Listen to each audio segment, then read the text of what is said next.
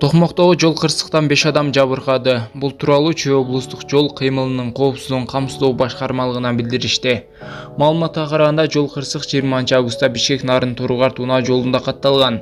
Анда Lexus 570 менен Fiat Punto унаасы кагышкан.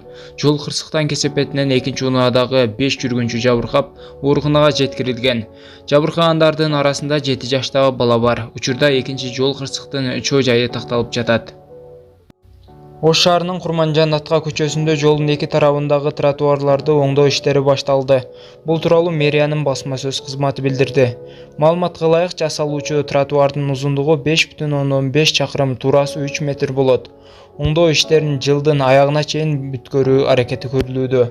Белгилей кетсек, быйыл калаада 38 көчөнүн тротуарларын реконструкциялоо пландалган. Учурда 18 көчөнүн боюндагы 26 чакырым тротуар жасалууда. Сокулукта катуу сабалган аялдын күйөөсүнүн жакындары ага кысым көрсөтүп, арызын кайтарып алууну талап кылышууда. Бул тууралуу 24 KG агенттигине аялдын агасы Зоир Абдурахманов билдирди. Анын айтымында, бир күн мурун 28 жаштагы Фархон ага шектүүнүн жакындары барган. Жээниме кысым көрсөтүлүп, каршы арыз жазууну талап кылышууда. Болбосо үйгө кайтпайсың, балдарыңды көргөзбөйбүз деп коркутушууда. Ал өзүнүн дооматтарынан баш тартпай турганын, ажырашууга даяр экенин билдирген. Бирок алар аны жайына койбой, ооруканага улам келишүүдө, деди Зоир Абдурахманов. Ал жээни Фархона юридикалык жардамга муктаж экенин белгилеп, Акыйкатчы институтунан колдоо көрсөтүүнү өтүнөт.